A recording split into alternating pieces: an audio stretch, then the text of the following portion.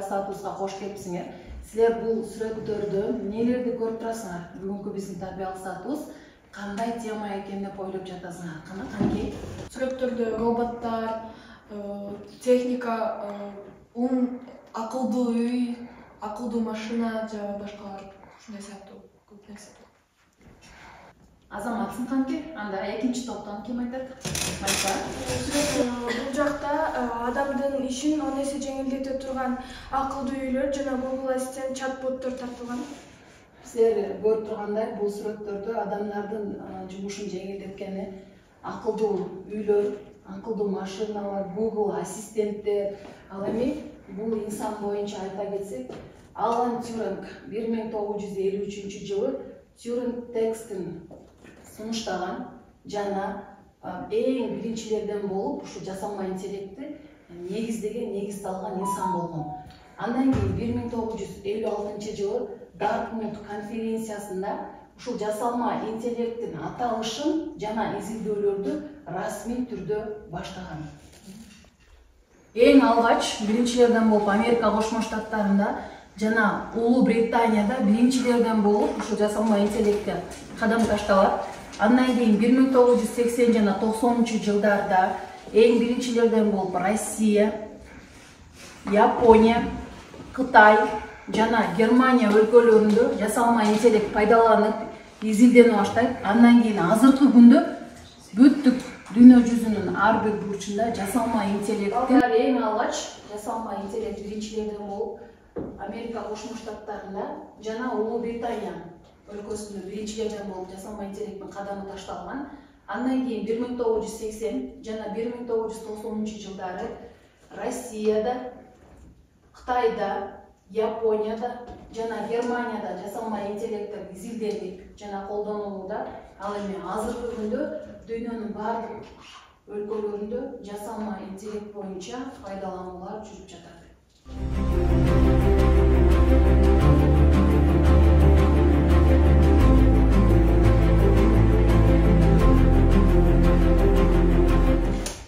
Бүгүнкү балдар, бүгүнкү биздин өтүлүүчү темабыз бул жасалма интеллекттин эмне кереги бар.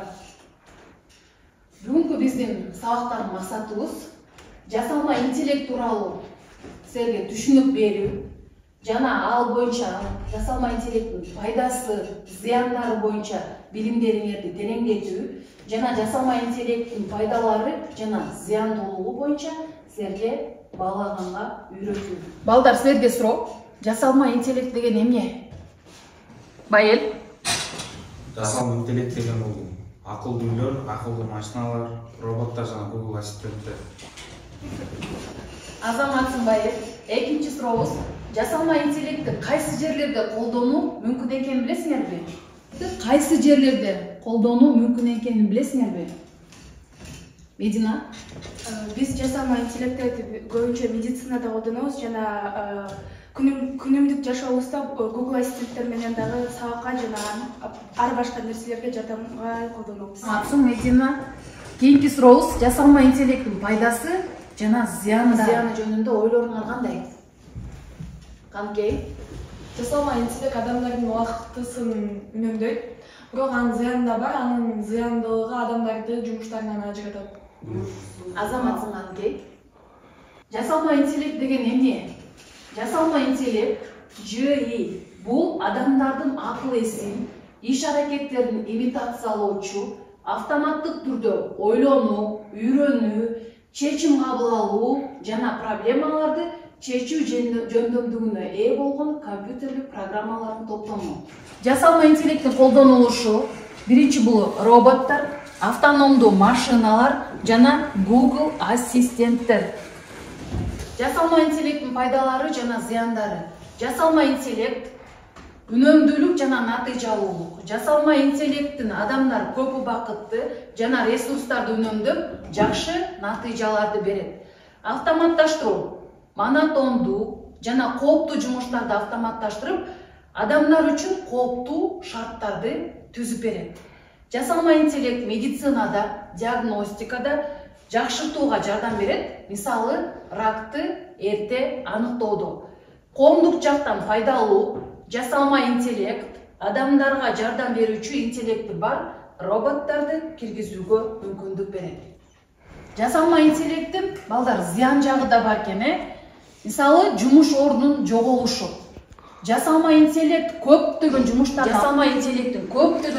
алмаштырганда адамдардын жумушсуз калуусу мүмкүн. Коопсуздук маселелери боюнча жасалма интеллект туура эмес колдонулушу коопсуздукка коркунуч туудурушу мүмкүн. Жасалма интеллекттин этикалык маселелери адамдардын жеке маалыматтарын топтоо, алардын аракеттерин көзөмөлдөө жана башкаруу. Техникалык каталар жасалма интеллекттин адамдын эмоцияларын жана муктаждыктарын толук түшүнө албайт. Демек, бул каталарга алып келиши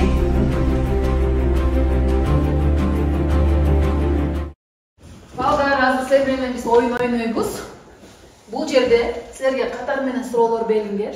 Ал эми бул жакта болсо жалаң жооптор берилген. Бирок жооптор башаламан түрдө жайгашылган.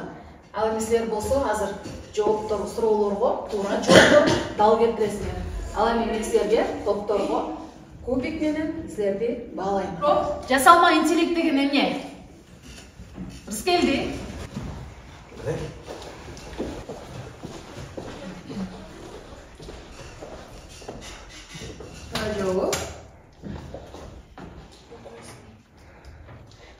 Жасалма интеллект бул компьютердеги программалардын топтому. Туурабы балдар? Ооба. Азаматсың. Экинчи суроо, жасалма интеллект кайсы тармактарда колдонулат? Мурдан.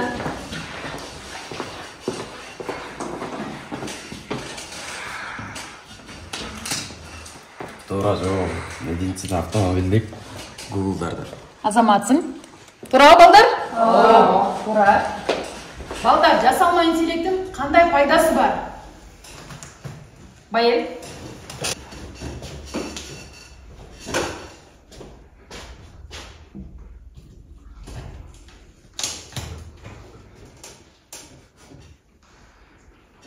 Жасалма интеллекттин кандай пайдасы бар?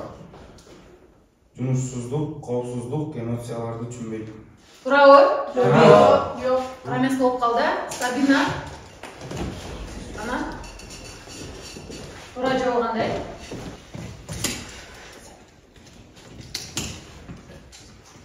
Жасалма интеллекттин пайдасы убакытты үнөмдөйт, автоматташтык жана диагностика. Туурабы? Ооба. Азаматсың, Сабина.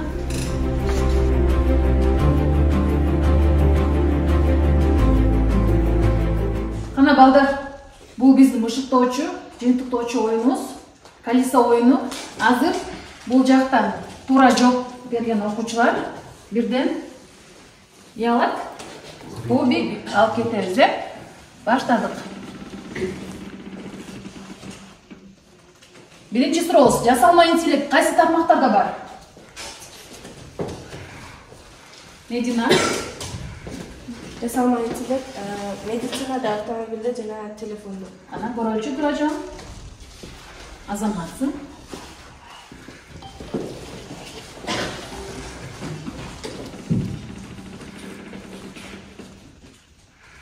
Жасалма интеллект деген эмне? Нурай.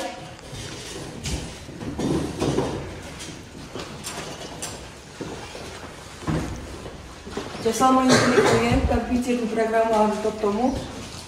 Туура экен. Азаматсың. Туура.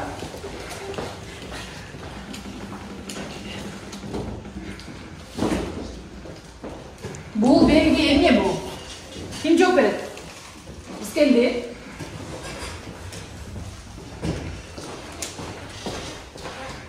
Бул эмне Google'дун жаранчысы? Азаматсың. Туура жооп. Google жардамчы экен,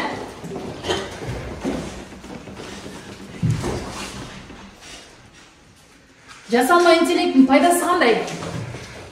Канкей. Медицинада ракты Азаматсың, туура. Медицинада ракты эрте аныктоо.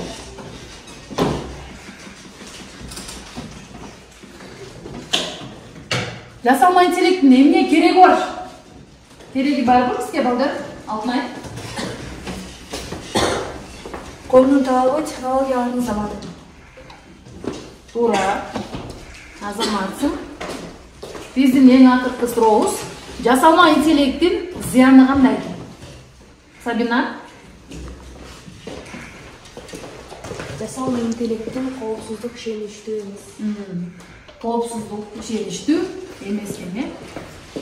Азаматсыңар балдар. Бүгүнкү саатка активдүү катышып бергениңер үчүн рахмат. Жана бүгүн жасалма интеллекттин кереги барбы деген темабызга, демек балдар, жасалма интеллекттин кереги барбы экенбизге? Демек азыркы күнү технологиянын өнүккөн заманы болуп атканда, жасалма интеллект мындан ары дагы жылдан жылга не болот экен? Өнүгөт экен. Демек жасалма интеллекттин келечеги кеңири экен. Бүгүнкү сабакка катышып бергениңерге рахмат.